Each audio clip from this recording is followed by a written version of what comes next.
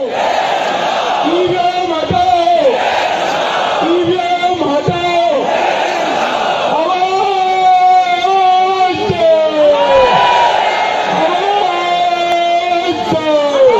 नमस्कार साथियों, आप देख रहे हैं मंथन मध्य प्रदेश 24 न्यूज। ईवीएम को लेकर पूरे देश भर में विरोध प्रदर्शन चल रहा है। वहीं आपको हम सीधी लाइव तस्वीरें दिल्ली के जंतर मंतर से दिखा रहे हैं। साथियों, देख सकते हैं आप इस टाइम दिल्ली के अंदर किस तरीके से महा आंदोलन ईवीएम हटाओ देश बचाओ का चल रहा है। लेकिन आपको बता दें कि कोई भी गोदी मीडिया चैनल अभी तक इन खबरों को न्यूज़ चैनल के ऊपर प्रसारित नहीं कर रहा है। आंदोलन के अंदर विपक्षी दल पूरे देश भर के जितने भी पार्टी के लोग हैं सारे आंदोलन में शामिल है और साथ ही हाई कोर्ट सुप्रीम कोर्ट के जज भी इस महा आंदोलन में शामिल है और वो भी जम के ईवीएम का विरोध प्रदर्शन कर रहे हैं। लेकिन आपको बता दें कि कोई भी गोदी मीडिया चैनल अभी तक इन खबरों को न्यूज़ चैनल के ऊपर प्रसारित नहीं कर रहा है। इसलिए हम आपसे सोशल मीडिया के माध्यम से इन खबरों को ज़्यादा से ज़्यादा शेयर करें ताकि देश और दुनिया में ईवीएम का महा घोटाला रुक सके। इसलिए वीडियो को ज़्यादा से ज़्यादा शेयर करें ताकि लोगों तक पूरे भारत के अंदर ईवीएम के विरुद्ध आवाज बुलंद हो सके। और आज का ये जो आंदोलन है, ये आंदोलन जन आंदोलन का एक आगाज है। दूसरा, जब बीजेपी के लोग घोटाला करके केंद्र में आए तो 2016 में मिस्टर कांत, नीति आयोग का हेड, इसने ऐलान किया था कि बीजेपी सरकार का काम रोजगार देना नहीं है, अस्पताल चलाना नहीं है, स्कूल कॉलेज चलाना नहीं है। इसका मतलब है ईवीएम के कारण इनके अंदर इतनी मगरूरी पैदा हो गई कि देश को उन्होंने बेच दिया है, सारे सरकारी उद्योग और कंपनियों को बेच दिया। साथियों, एक छोटी सी बात है। अभी चांद पर कुछ दिन पहले रोवर गया था। जब रोवर खराब हुआ तो इसरो के वैज्ञानिकों ने कहा कि हम धरती पर जो है रोवर को रिपेयर कर रहे हैं। चांद पर गया रोवर, धरती पर से रिपेयर हो सकता है लेकिन ईवीएम को हैक नहीं किया जा सकता है। यह इस देश के मूल निवासियों को गुलाम बनाए रखने की, मूर्ख बनाए रखने की साजिश है। ईवीएम ही ब्रह्मवाद का आज की तारीख में सबसे बड़ा हथियार है। मैं आज इस आंदोलन को अपने संगठन अखिल भारतीय परिसंघ की तरफ से समर्थन देने आया हूं, करने आया हूं। पूरा देश, पूरी दुनिया जानती है कि भारत में ईवीएम की लड़ाई की शुरुआत सिर्फ बम से की और यह लड़ाई आज घर घर तक पहुंच गई है। हमारा संगठन परिसंघ मरते दम तक, आखिरी दम तक ईवीएम हटाने की इस लड़ाई में बम सेफ के साथ खड़ा है, आपके साथ खड़ा है। इसी के साथ अपनी बात समाप्त करता हूं। क्रांतिकारी जय भीम।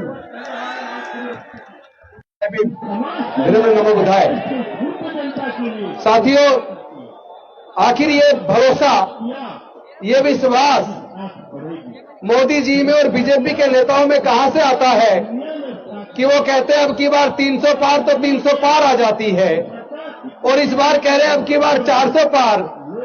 तो ये कहने का भरोसा उनमें आता कहां से है? ये कहने का भरोसा उनमें उस ईवीएम से आता है जिस ईवीएम को भारत इलेक्ट्रॉनिक्स लिमिटेड बनाती है, ECIL बनाती है और उस कंपनी के 7 डायरेक्टर में से 4 डायरेक्टर बीजेपी के पदाधिकारी हैं। जो बीजेपी के 4 पदाधिकारी उस कंपनी के 7 में से 4 डायरेक्टर हैं। वो कंपनी ईवीएम बना रही है और ईवीएम के अंदर उन्होंने रियल टाइम क्लॉक लगा के रखा हुआ है। और ये जो 4 टेक्निकल एक्सपर्ट कमेटी के सदस्य हैं, जो IIT के प्रोफेसर्स हैं, वो लोग जो इस सॉफ्टवेयर को बनाते हैं, जो माइक्रो कंट्रोलर चिप जिसके अंदर ये सॉफ्टवेयर की सारी सिस्टम लगाया जाता है, उसी के अंदर प्रोग्रामिंग करते वक्त ये प्रोग्राम फिक्स कर दिया जाता है कि फलानी तारीख को फला टाइम से फला टाइम के बीच जितनी भी वोट पड़ेंगी उसका 60% वोट वो बीजेपी को चला जाएगा। तो फिर आप जितनी मर्जी वोट बीजेपी को हराने के लिए देते रहिए। अगर वो कह रहे हैं अब की बार 400 पार, तो आपकी वोट की चोरी करके वो 400 पार चला जाएगा। लेकिन इस बार भारत के लोग, डॉक्टर बाबा साहब अम्बेडकर को मानने वाले लोग, डॉक्टर बाबा साहब अम्बेडकर की कुर्बानी को बेकार नहीं जाने देंगे, क्योंकि ये वोट का अधिकार इतने आसानी से नहीं मिला है। जब इस संविधान सभा के अंदर इस बात पे चर्चा शुरू हुई, अंग्रेज जानने वाले हैं, हमें अपनी सरकार चुननी है, वोट का अधिकार किसको मिलना चाहिए, तो संविधान सभा के ज्यादातर सदस्य वोट का अधिकार केवल ग्रेजुएट को, इनकम टैक्स पेई को और बड़े बड़े जमींदारों को देना चाहते थे। लेकिन डॉक्टर बाबा साहब अम्बेडकर जी ने सोचा, इस मनुस्मृति की वजह से जो धार्मिक बंदिश थी, हमारे लोगों को पढ़ने का अधिकार नहीं था, तो हमारे लोग ग्रेजुएट नहीं बन पाए। हमारे लोगों को व्यापार करने का अधिकार नहीं था, तो हमारे लोग व्यापारी नहीं बन पाए, तो इनकम टैक्स पेई भी नहीं बन पाए। हमारे लोगों को संपत्ति का अधिकार नहीं था, तो हमारे लोग जमींदार भी नहीं बन पाए। इसका मतलब ये लोग भारत के दलित, पिछड़े, आदिवासी को और महिलाओं को ये वोट का अधिकार नहीं देना चाहते। लेकिन डॉक्टर बाबा साहेब अम्बेडकर संविधान सभा के सामने अड़ गए और इस बात को उन्होंने पूरे संविधान सभा को मानने के लिए मजबूर कर दिया कि भारत में रहने वाले सभी लोगों को, अमीर हो या गरीब हो, स्त्री हो या पुरुष हो, पढ़ा लिखा हो या अनपढ़ हो, सबको एक वोट का अधिकार मिलेगा। वन वोट वन वैल्यू, यानी आपका एक वोट होगा और सबकी वोट की कीमत बराबर होगी। लेकिन ये जो ईवीएम के माध्यम से हमारी वोट की चोरी हो रही है, इस तरीके से ये डॉक्टर बाबा साहब अम्बेडकर की कुर्बानी को बेकार करना चाहते हैं। इतनी आसानी से हमारे पढ़ने के रास्ते इतनी आसानी से नहीं खुले हैं। ये जो नौकरी का रास्ता मिला, तरक्की का रास्ता खोला, ये इतनी आसानी से नहीं हुआ। इसको दिलाने के लिए डॉक्टर बाबा साहब अम्बेडकर जी ने अपने 5 में से 4 बच्चे गंवा दिए, क्योंकि बाबा साहब ने जो रास्ता खोला था, इन्होंने शिक्षा को महंगा करके वो रास्ता बंद कर दिया और सब कुछ प्राइवेटाइज करके नौकरी का रास्ता बंद कर दिया, ठेकेदारी पर फैला दी और अब ईवीएम के माध्यम से हमारी वोट की ये चोरी करते हैं। मैं वामन मिश्राम जी का धन्यवाद करता हूं।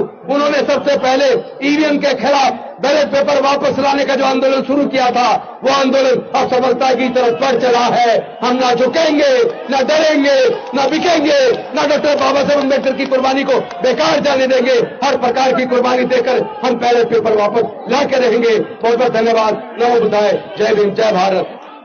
ईवीएम के विरोध में देश भर में 4 चरणों का आंदोलन हमने शुरू किया था। 4 चरणों के इस आंदोलन में आज का चरण जो है, चौथा चरण है और सारे देश भर से यहाँ पर 32 राज्यों से लोग आए हैं। 32 स्टेट से लोग आए हैं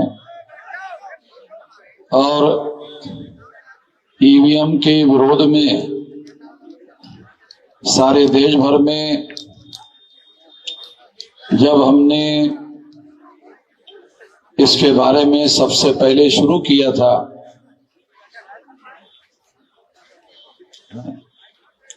जब सबसे पहले हमने शुरू किया था तो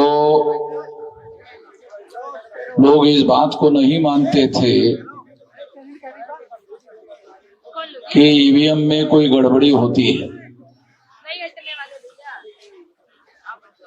मगर जो लोग इस बात को नहीं मानते थे कि ईवीएम में कोई गड़बड़ी नहीं होती है, कोई घोटाला नहीं होता है, अब लोग, सारे देश भर के लोग ईवीएम में घोटाला होता है इस बात को मानने के लिए राजी हो गए। हम सब लोगों के लिए खुशी की बात है कि अब सारा देश जो है ईवीएम में घोटाला होता है और घोटाले से चुनाव हो रहे हैं, इस बात को अब लोग मानना शुरू कर दिए हैं। 2019 के चुनाव में चुनाव आयोग ने ये कहा था कि ये जो डाटा है, ईवीएम मशीन का डाटा है, पेपर ट्रेल का डाटा है, इसे साल भर सुरक्षित रखा जाएगा, मगर चुनाव आयोग ने 4 महीने में ही इसे नष्ट कर दिया। 4 महीने में नष्ट क्यों कर दिया? क्योंकि चुनाव आयोग को मालूम था कि ईवीएम में जो घोटाला किया गया है उसका दस्तावेजी प्रमाण, ये पेपर ट्रेल मशीन का जो कागजी एविडेंस है उसमें डॉक्यूमेंट्री एविडेंस है कि ईवीएम में घोटाला किया गया है। इसलिए चुनाव आयोग को ये चीज मालूम होने की वजह से इसे चुनाव आयोग ने साल भर सुरक्षित रखने के बजाय 4 महीने में ही नष्ट कर दिया। साथियों, मैं थोड़ा आप लोगों को बातें समझ में आ जाए, क्योंकि जो बात मैं समझता हूं वो बात आपको भी समझ में आ जाए कि ईवीएम मशीन को किस बैकग्राउंड के तहत लाया गया, तो आपको ये बात समझ में आ जाएगी। इस देश में बैलेट पेपर पर चुनाव हो रहा था और जब बैलेट पेपर पर चुनाव होता था तो 84 में काशीराम जी ने ये नारा लगाया, वोट हमारा राज तुम्हारा, नहीं चलेगा नहीं चलेगा नहीं चलेगा। ये काशीराम जी ने नारा लगाया था। तब भारत का जो शासक वर्ग था उनको ये लगा कि जो लोग शासक चुनने का काम करते थे और दूसरे ही लोगों को शासक चुनते थे, अब कहने लगे वोट हमारा राज तुम्हारा, नहीं चलेगा नहीं चलेगा। तो अब ये लोग अपना शासन बनाना चाहते हैं, अपना शासक बनाना चाहते हैं, शासन बनाना चाहते हैं, अपना राज बनाना चाहते हैं। आप लोगों को याद है या नहीं है मालूम नहीं कि 84 को 14 अप्रैल 84 को काशीराम जी ने बहुजन समाज पार्टी बनाई और 81 में 6 दिसंबर 81 को उन्होंने एक संगठन बनाया था DS4। कुछ लोगों को जानकारी होगी, कुछ लोगों को जानकारी नहीं होगी। हम तो इस आंदोलन में शुरू से संघर्ष में शामिल होते रहे, तो DS4 के द्वारा भी चुनाव लड़ा गया था और चुनाव लड़ने की वजह से इस देश के शासक वर्ग में ये मैसेज गया था कि अब ये लोग शासक चुनने का जो काम करते थे, क्योंकि वोट के अधिकार में 2 अधिकार शामिल है। ये समझने की जरूरत है हमारे लोगों को ये बात समझ में नहीं आती है। ये आज भी हमारे लोगों को समझाने की जरूरत है। वोट के अधिकार में 2 अधिकार शामिल है, शासक चुनने का और शासक बनने का। हमारे लोगों को, तमाम लोगों को ये बात अभी भी समझ में नहीं आती ठीक से। वोट के अधिकार में 2 अधिकार शामिल है, एक अधिकार है शासक चुनने का और शासक बनने का। तो हमारे लोगों की औकात 84 तक, हमारे लोगों की जो औकात थी, मूल निवासी बहुजनों की औकात थी कि वो वोट के अधिकार का उपयोग शासक चुनने के लिए करते थे और ये मानते थे कि शासक बनना हमारा काम नहीं। हमारे लोग ऐसा मानते थे कि शासक बनना हमारा काम नहीं है, इसलिए वो शासक चुनने का ही काम करते थे और दूसरों में से शासक चुनते थे। इसलिए दूसरों में से शासक चुनते थे, तो जब उन्होंने 84 में बहुजन समाज पार्टी काशीराम जी के द्वारा बनाकर देखी और उन्होंने नारा लगाया, वोट हमारा राज तुम्हारा, नहीं चलेगा नहीं चलेगा, तब लोगों को लगा, शासक वर्ग को लगा कि अब ये शासक चुनना नहीं चाहते हैं, शासक बनना चाहते। शासक चुनना नहीं, शासक बनना चाहते। तो ये अभियान काशीराम जी के द्वारा शुरू किया गया था और इस वजह से 84 में जब ये बात सामने आई तो ईवीएम मशीन लाने का काम शुरू हुआ। ये थोड़ा बैकग्राउंड में आप लोगों को समझा रहा हूं कि ईवीएम मशीन अपने आप नहीं आई। ईवीएम आने के पीछे एक बहुत बड़ी वजह यह है कि हमारे लोगों ने इस देश में शासक बनने का अभियान शुरू किया था। अभी शासक चुनने का काम बहुत हो गया, अब हम लोग शासक बनेंगे। ये अभियान जब शुरू किया गया था, इसको रोकने के लिए ईवीएम मशीन लाया गया और उसके बाद में 20 साल तक इसका प्रयोग किया गया।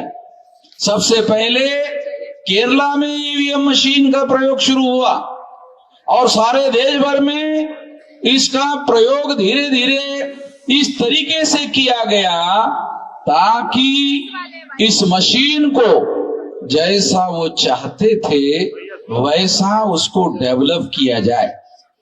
जैसा मशीन वो चाहते थे, उस मशीन का जैसा उपयोग करना चाहते थे, वैसा उपयोग करने के लिए उनके पास ईवीएम मशीन का तजुर्बा होना जरूरी था।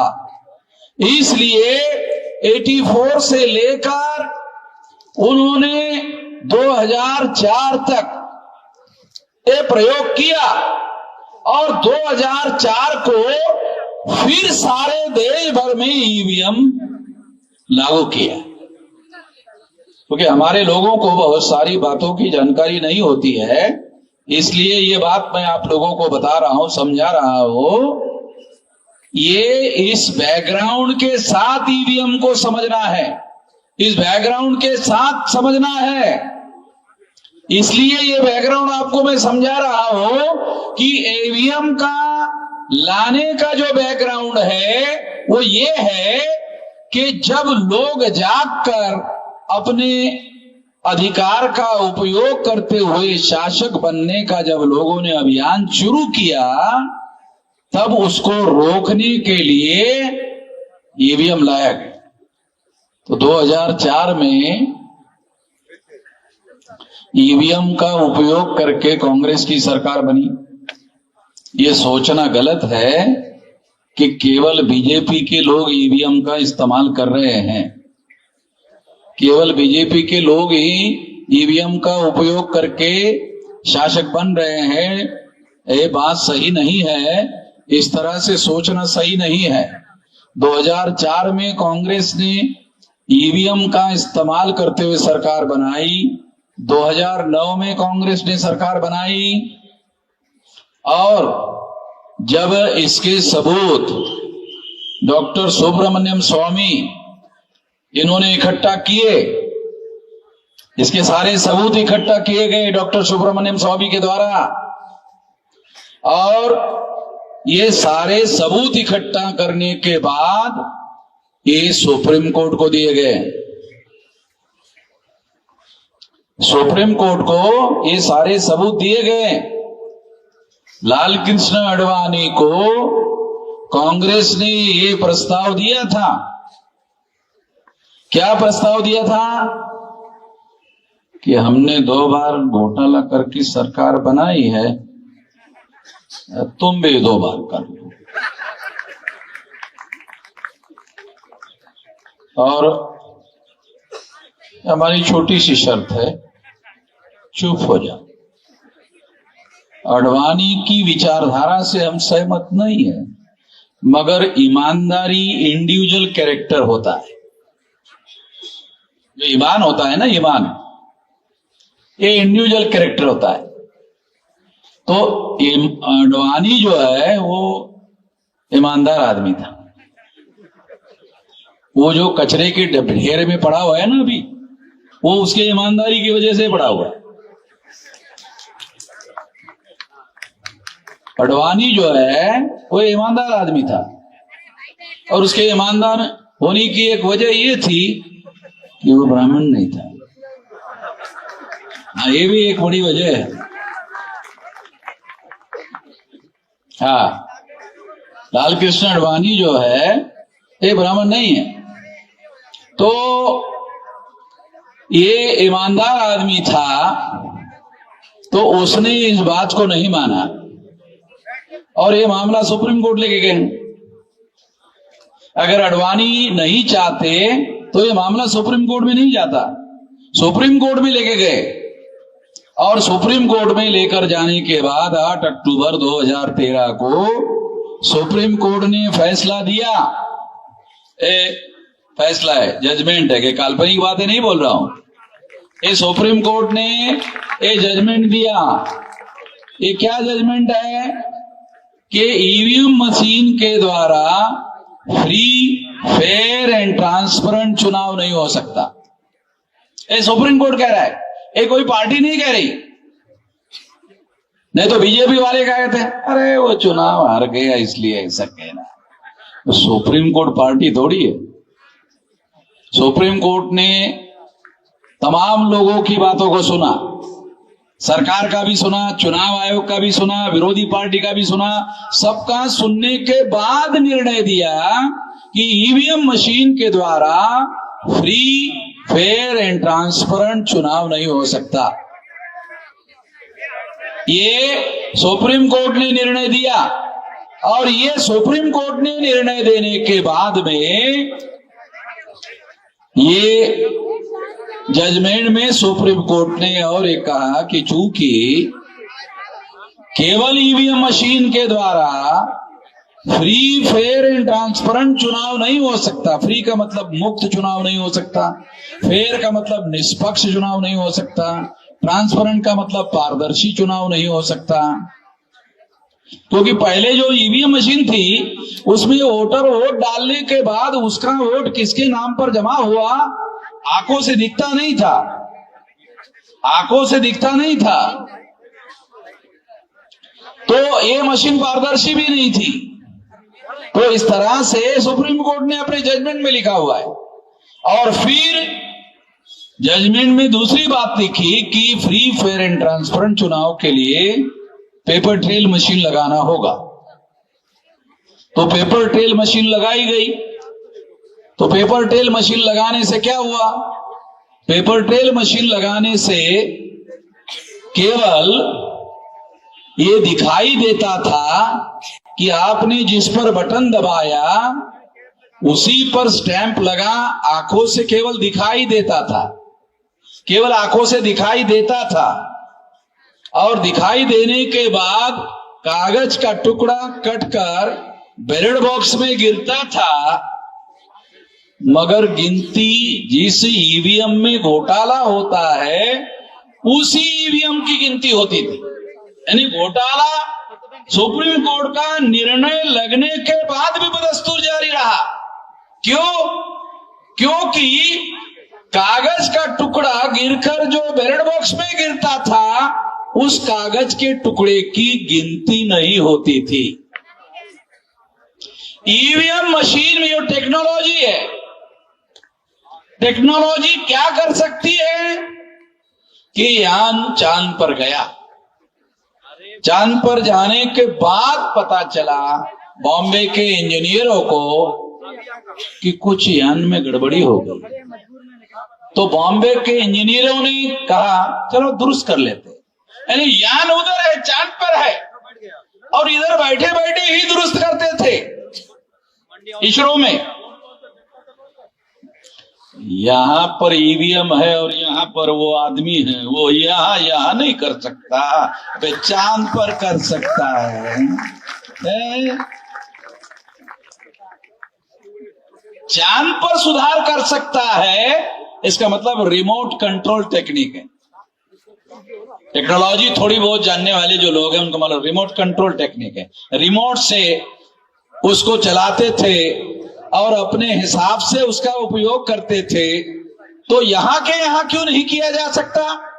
तो ईवीएम मशीन में पेपर ट्रेल मशीन लगाया गया, मगर पेपर ट्रेल का जो कागज का टुकड़ा है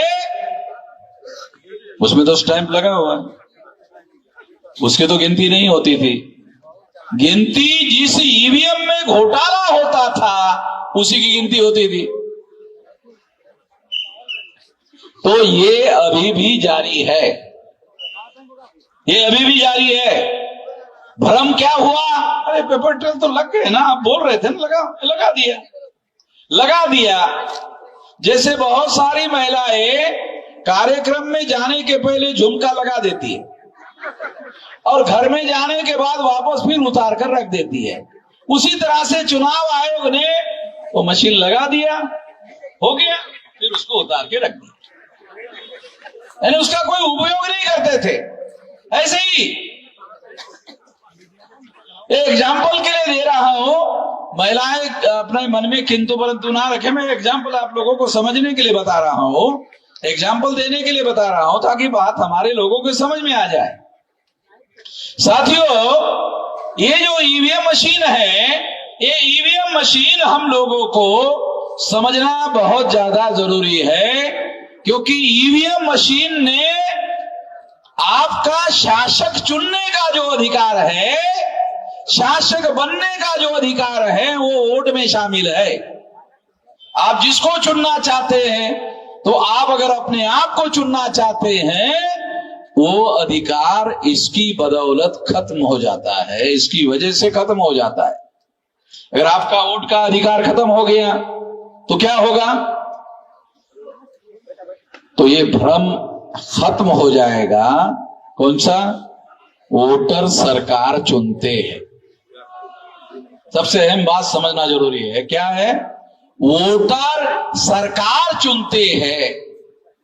वोटर सरकार चुनते थे, ईवीएम आने के बाद ईवीएम सरकार चुनती है, वोटर सरकार नहीं चुनते हैं। ये वोट की सरकार बनना बंद हो गया ईवीएम की वजह से, और इस वजह से क्या होगा? बारी बारी से राज होगा। कांग्रेस जाएगी तो बीजेपी आएगी, बीजेपी जाएगी तो कांग्रेस आएगी, ऐसे होगा। इससे इस देश में लोकतंत्र की जो सरकार है, वोटों के समर्थन की सरकार, जो जनता भारत की चाहती है, जिसको सरकार बनाना चाहती है, वो सरकार नहीं बनेगी। इस वजह से साथियों, मैं आप लोगों को ये बात समझा रहा हूं, क्योंकि आखिर ये बात हम लोगों को समझना होगा। चुनाव आयोग के लिए हम लोगों ने एक लंबा पर्चा निकाला, सारे बहुत तमाम सवाल है। चुनाव आयोग ने किसी सवाल का कोई जवाब नहीं दिया। चुनाव आयोग कौन है भाई? भारत के संविधान निर्माताओं ने चुनाव आयोग को अधिकार दिया। किस काम के लिए अधिकार दिया? फ्री, फेयर और ट्रांसपेरेंट चुनाव संपन्न कराने के लिए अधिकार दिए। मालिक नहीं बनाया वोटर लोगों का, उन्होंने संविधान निर्माताओं ने अधिकार दिया चुनाव आयोग को। आपको काम कितना है? फ्री, फेयर एंड ट्रांसपेरेंट चुनाव करवाना चाहिए। चुनाव कमीशन अपने ही लेवल पर निर्णय कर रहा है। सारे देश के लोग जब ईवीएम नहीं चाहते हैं, सारे देश के लोग जब ईवीएम नहीं चाहते हैं, लोग नहीं चाहते हैं, तो आप जबरदस्ती क्यों कर रहे हो भाई? आपके पास तो ऐसा कोई पावर नहीं है। और अभी सुप्रीम कोर्ट के लॉयर ने कहा कि ऐसा कोई कानून में तब्दीली करने की भी जरूरत नहीं है। वो चुनाव आयोग चाहे तो वोटों से चुनाव करवा सकता है, चुनाव आयोग चाहे तो ईवीएम से वोटो कर सकता है। आज के तारीख में भी चुनाव आयोग कई जगह ईवीएम से चुनाव करवा रहा है, और आज के ही तारीख में वोटर से भी चुनाव करवा रहा है कई जगह, एक ही साथ कई जगह ऐसे करा रहा है। तो इसका मतलब है वोट डालने के आधार पर चुनाव करने का काम बंद नहीं हुआ है, ये कानून खत्म नहीं हुआ है, ये कानून अभी भी बरकरार है। चुनाव आयोग जबरदस्ती क्यों करना चाहता है कि ईवीएम मशीन से ही वोट हो? चुनाव आयोग शासक वर्ग का टूल हो गया है। देश में जो शासक वर्ग है, जैसे 14 अगस्त 47 तक ब्राह्मण भारत का शासक वर्ग था, नहीं 14 अगस्त 47 तक अंग्रेज भारत का शासक वर्ग था। रात के 12 जब 1 हो गया तो भारत का शासक वर्ग ब्राह्मण हो गया, भारत का शासक वर्ग ब्राह्मण हो गया। और जो भारत का शासक वर्ग जो जिनकी संख्या 3.5% है, सारे देश भर के लोगों को हर 18 साल के व्यक्ति को वोट का अधिकार बहाल हुआ, उसके द्वारा चुनकर आने वाली सरकार के द्वारा ब्राह्मण भारत का शासक वर्ग बना नहीं रह सकता। अगर फ्री, फेयर एंड ट्रांसपेरेंट चुनाव हो जाए, अगर हमारे लोग अगर इतने ही समझदार होते कि केवल चुनने का काम करना है, मगर काशीराम जी ने ये सिद्ध कर दिया कि नहीं, बन भी सकते हैं, हम शासक वर्ग बन भी सकते हैं। ऐसा हमारे लोगों का जो सोच है कि नहीं बन सकते हैं, उन्होंने मुख्यमंत्री बनवा कर दिखाया और शासन चलाकर दिखाया और 4 बार मुख्यमंत्री बनवा कर दिखाया और चलाकर दिखाया। जो लोग ऐसा सोचते थे कि हम नहीं बन सकते, बन गए और सरकार चलाकर भी दिखाई। इसका मतलब ये है कि हम शासक बन सकते हैं और चला भी सकते हैं। ये आत्मविश्वास हमारे लोगों के अंदर अब पैदा हो गया। वामसेव के द्वारा सारे देश भर में हम लोगों ने ऐसा जागरण, महाजागरण सारे देश भर में चलाया हुआ है और लोग इस काम के लिए अब तैयार हो रहे हैं।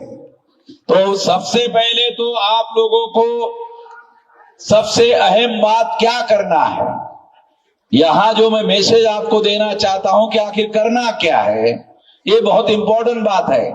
साथियों, आने वाले समय में अभी 24 चल रहा है, हमने 2030 तक का 7 साल 8 साल का समय निर्धारित किया। ये 8 साल में आपको करना क्या है? तो 8 साल में आपको 6 लाख गांव का संगठन बनाना है। अगर आप 6 लाख गांवों में जाते हो, जैसे दिल्ली में आए 2000 किलोमीटर से आए, 1500 किलोमीटर से आए, अपने जिले में 200 किलोमीटर जाओ, अपने गांव में जाओ और अपने गांव में कमेटियां बनाओ।